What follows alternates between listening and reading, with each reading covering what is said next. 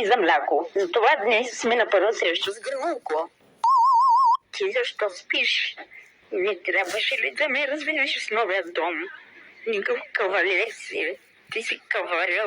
One eternity later. Показа се най-накрая, бе. Ама и ти си също като гранушка, грозен и тъп. Види ли две мозъчни клетки? Видяме. Изведнъж като не видя, стана агресивен. Нищо чудно, че гранушка ти е вързала. Цели ли щам? Ама то сурово. Гранулко имаш минус 5 милиона евро за това.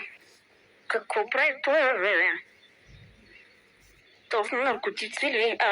Защо ме видя? Изчезви от погледа ми. Стоя по-надалеч, че фонетична война. Аз сега светих да ти завърша краката, да не може ме гониш повече. Гледайте, маста едно триксо не може да издържи. Айде, изчезни от погледа. Буквално стъклото е невидимо с малко лъвкавичка мърсотия. И ти не ме видя. Айде видя гъза. Дали си се осрал?